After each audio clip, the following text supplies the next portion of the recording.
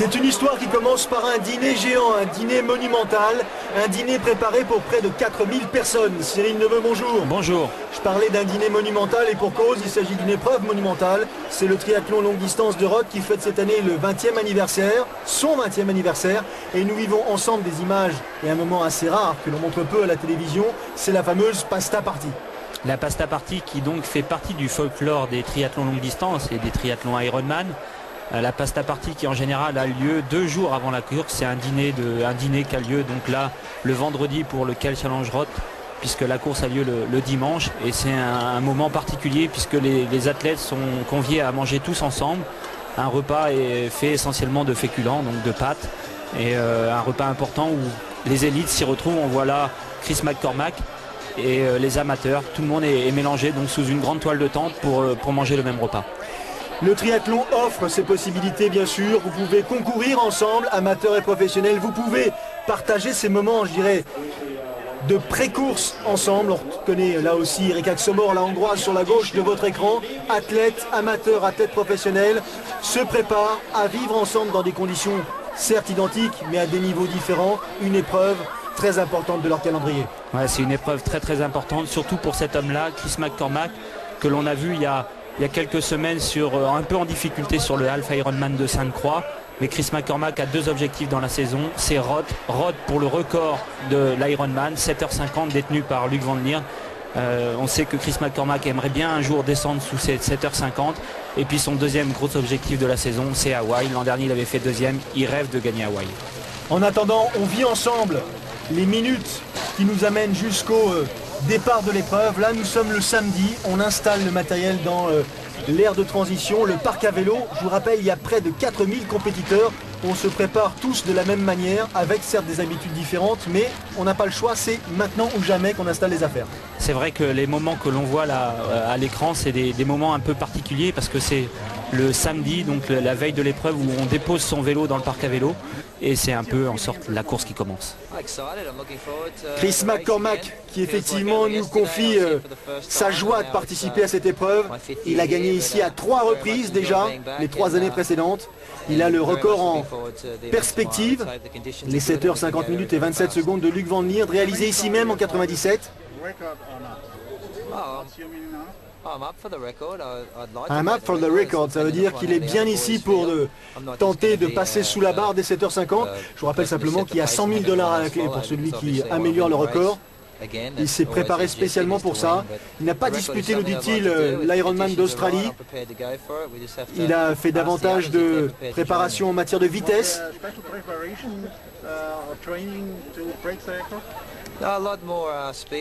Voilà, le fameux speedwork, c'est-à-dire qu'il a travaillé sa vélocité, quand même à le dire Cyril, à vélo, mais aussi sa pointe de vitesse en course à pied. Il pense donc être plus frais, plus rapide pour disputer ce nouveau rendez-vous, le 20e anniversaire du longue distance de Rhodes. Et qu'est-ce que vous pensez de la concurrence ?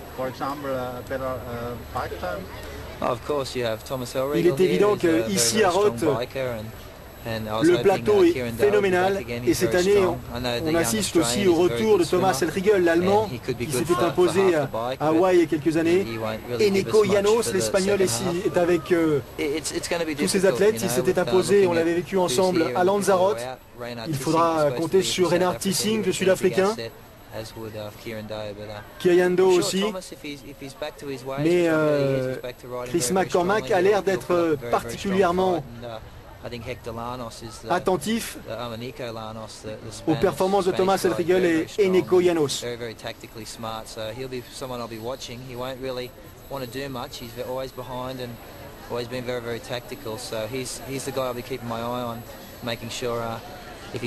C'est effectivement Eneko Llanos et Thomas Elfriegel, les types sur lesquels je vais conserver les yeux rivés.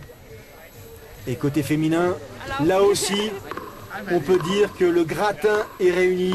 Joanna Lowe, Belinda Granger, Erika Xomor.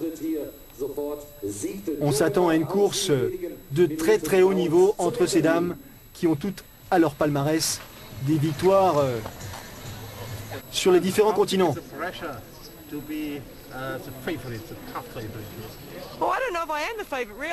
John Allo, la néo-zélandaise, qui dit non, je ne suis pas sûr que je sois vraiment la favorite. Il n'y a pas de favorite, à vrai dire. La concurrence est telle que nous sommes toutes capables de monter sur la plus haute marche du podium. On a tous une pression personnelle, on est toutes là pour effectivement essayer de l'emporter. Est-ce que passer sous la barre des 9 heures est possible d'après vous? Elle avait réalisé l'année dernière un temps de 9 heures et 1 minute. Et tout est possible. Je n'ai pas de limite, nous dit John Allo. Je suis prête. Okay, how will be the battle on the tops of the girls? Et qui voyez-vous parmi les adversaires les plus dangereuses? Belinda Granger notamment? Évidemment, Belinda Granger. À vélo, son surnom c'est le démon. Je crois qu'on se connaît par cœur. On a des carrières parallèles. On connaît très bien nos points forts et nos points faibles. On se surveille de très très près. Et l'Ironman, nous dit John Allo, est une épreuve suffisamment longue pour réserver quelques surprises, des bonnes comme des mauvaises, à tous les athlètes qui y participent. Belle façon de préciser que rien n'est acquis et cette file longue d'athlètes amateurs qui viennent participer à l'épreuve, 3500, 4000, qui tous ont décidé de participer à ce rendez-vous de Roth. Et parmi ces athlètes, amateurs certes, mais particulièrement entraînés, beaucoup de Français, 550 au total, emmenés par un Damien Favre-Félix qui avait fait une 6e place ici même l'an passé. Prétendant de l'année dernière avec Chris McCormack, et Thomas Elriegel en plus, et d'autres. Hein. Donc il y a un gros niveau de professionnel cette année. Et puis bon, moi je vais essayer de tirer mon épingle du jeu, en particulier sur le vélo, et ensuite sur le marathon, on essaiera de voir ce qui va se passer. Hein. La stratégie elle est simple, c'est nager, pas tranquillement, mais nager en sortant de l'eau le plus frais possible, pour essayer ensuite en vélo de faire un gros effort et de revenir le plus près possible de la tête de course.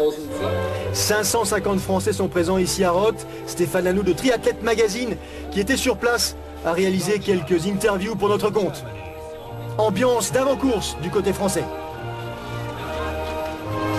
On parle tellement de Roth que je voulais le faire.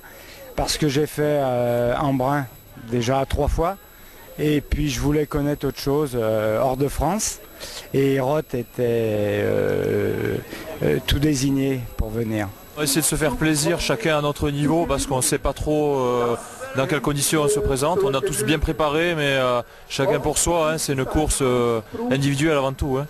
Le Solarsberg, en arrivant en haut on en pleure quoi, de joie quoi, tellement que c'est bien. Le monde en vélo, en course à pied, partout, c'est une ambiance de fou quoi. C'est, je dirais, l'aboutissement de je dirais, toute une saison de triathlon. Et puis on a décidé tout le club d'Auxonne de venir à Roth. Hein, après avoir fait Embrun, on est venu à Roth pour l'ambiance. Voilà, hein, on a fait, je dirais, Embrun pour la dureté de l'épreuve. Et on a décidé de venir à Roth. Nous a tellement parlé de Roth pour l'ambiance qu'on a décidé de venir ici, quoi. J'ai jamais réalisé des distances aussi importantes, donc c'est vrai que c'est un peu l'inconnu pour moi. Donc normalement, c'est vrai que ça devrait bien se passer, mais j'espère pouvoir gérer. Et je pense que ça va être un instant magique, étant donné que on nous a parlé des 5 derniers kilomètres qui risquent d'être assez émouvants et ça va être génial, quoi. Ça va être génial, c'est génial, c'est. Ouais, Roth c'est vraiment très très particulier, c'est un triathlon qui est complètement à part, dû par l'ambiance de la course, c'est une ambiance vraiment fabuleuse et c'est ce qui fait tout le charme de Roth.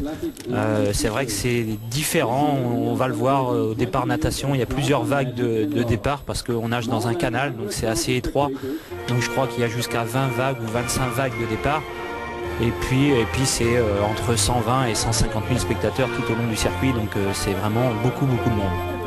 On insiste au dernier préparatif.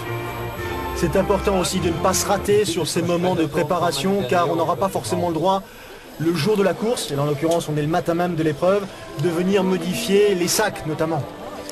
Ouais, il faut tout préparer la veille. On a quand même le droit le matin de la course, mais bon, on n'a pas beaucoup de temps, donc il faut quand même préparer le maximum la veille pour venir apporter quelques aliments frais, les aliments de nutrition. Et puis les quelques minutes avant le départ, c'est la préparation finale. Donc on installe sa nourriture sur le vélo, on vérifie que le matériel est en bon état, bien gonflé, les pneus.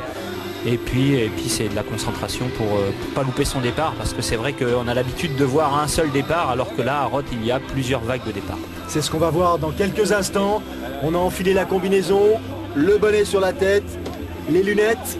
Il n'y a plus qu'à passer dans ce fameux canal Main-Danube où se dispute l'épreuve, avec notamment cet homme, Thomas Elriegel, l'Allemand, très concentré, qui depuis 3 saisons n'a pas vraiment brillé sur distance Ironman ou sur longue distance, et qui là à domicile a l'intention de revenir au plus haut niveau, comme un peu Luc Van Lierde que nous avions suivi l'an passé, c'était à Monaco. Le voilà le canal. Par vague de 300 concurrents, les départs vont être successivement donnés. Température de l'eau, Cyril, agréable, suffisamment douce? Ouais, c'est une eau qui n'est pas très froide, elle doit être à 19-20 degrés, donc avec la combinaison et à aucun souci. On le voit, les athlètes n'ont pas l'air d'avoir vraiment froid.